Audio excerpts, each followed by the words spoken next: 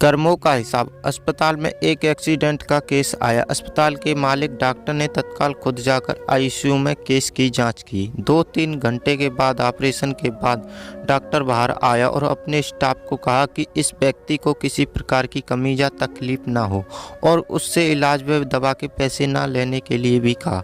तकरीबन 15 दिन तक मरीज अस्पताल में रहा। जब बिल्कुल ठीक हो गया और उसको डिस्चार्ज करने का दिन आया तो उस मरीज का तकरीबन 2.5 लाख रुपए का बिल अस्पताल के मालिक और डॉक्टर की टेबल पर आया। डॉक्टर ने अपने अकाउंट मैनेजर को बुला करके कहा, इस व्यक्ति से एक पैसा भी नहीं लेना है। ऐसा करो, तुम उस मरीज को लेकर मेरे चैम्बर में आओ। मरीज व्हीलचेयर पर चैम्बर में लाया गया। डॉक्टर ने मरीज से पूछा, प्रवीण भाई, मुझे पहचानते हो? मरीज ने कहा, लगता तो है कि मैंने आपको कहीं देखा है। डॉक्टर ने कहा, याद करो, अंदाजन 2 साल पहले सूर्यास्त के समय शहर से दूर उस जंगल में तुमने एक गाड़ी ठीक की थी। उस रोज मैं परिवार सहित पिकनिक मनाकर लौट रहा था कि अचानक कार में से धुआं निकलने लगा और गाड़ी बंद हो गई। कार एक तरफ खड़ी कर हम लोगों ने चालू करने की कोशिश की, परंतु कार चालू नहीं हुई। अंधेरा थोड़ा थोड़ा घिरने लगा था। चारों ओर जंगल और सुनसान था। परिवार के हर सदस्य के चेहरे पर चिंता और बहकी लकीरें दिखने लगी थी और सब भगवान से प्रार्थना कर रहे थे कि कोई मदद मिल जाए। थोड़ी ही देर में चमत्कार हुआ। बाइक के ऊपर तुम आते दिखाई पड़े। हम सब ने दया की नज़र से हाथ ऊंचा करके तुमको रोकने का इशारा किया। तुमने बाइक खड़ी करके हमारी परेशानी का कारण पूछा। तुमने कार का बोनट खोलकर चेक किया और कुछ ही क्षणों में कार चालू कर दी।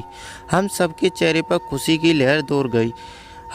हमको ऐसा लगा कि जैसे भगवान ने आपको हमारे पास भेजा है, क्योंकि उस सुनसान जंगल में रात गुजारने के ख्याल मात्र से ही हमारे रोंगटे खड़े हो रहे थे।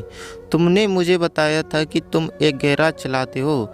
मैंने तुम्हारा आभार जताते हुए कहा था कि रुपए पास होते हुए भी ऐसे मुश्किल समय में मदद नहीं मिलती। तुमने ऐसे कठिन समय में हमारी मदद की। इस मदद की कोई कीमत नहीं है, यह अमूल्य है, परंतु फिर भी मैं पूछना चाहता हूँ कि आपको कितने पैसे दूँ। उस समय तुमने मेरे आगे हाथ जोड़कर जो शब्द कहे थे, वह शब्द मेरे जीवन की प्रेरणा बन गए। और तुमने कहा था कि मेरा नियम और सिद्धांत है कि मैं मुश्किल में पड़े व्यक्ति की मदद के बदले कभी कुछ नहीं लेता। मेरी इस मजदूरी का हिस्सा भगवान रखते हैं। उसी दिन मैंने सोचा कि जब एक सामान्य आय का व्यक्ति इस प्रकार के उच्च विचार रख सकता है और उनका संकल्प पूर्वक पालन कर सकता है, तो मैं क्यों नहीं कर सकता। और मैंने भी अपने जीवन में यही संकल्प ले लिया। 2 साल हो गए, मुझे कभी कोई कमी नहीं पड़ी। अपेक्षा पहले से भी अधिक मिल रहा है। यह अस्पताल मेरा है, तुम यहाँ मेरे मेहमान हो और तुम्हारे ही बताए हुए नियम के अनुसार मैं तुमसे कुछ भी नहीं ले सकता। ये तो भगवान की कृपा है कि उसने मुझे ऐसी प्रेरणा देने वाले व्यक्ति की सेवा करने का मौका मुझे दिया। ऊपर वाले ने तुम्हारी मजदूरी का हिसाब रखा और वो हिसाब आज उसने चुका दिया। मेरी मजदूरी का हिसाब भी ऊपर वाला रखेगा और कभी जब मुझे ज़रूरत होगी वो ज़रूर चुका देगा।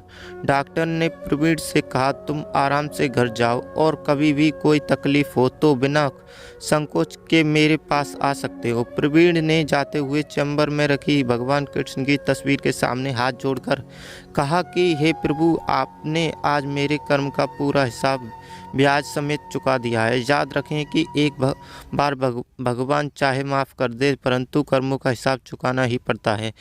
आपको इस स्टोरी से क्या सीख मिली? आपकी क्या है इस स्टोरी के बारे में? आप कमेंट में अपनी राय ज़रूर दें।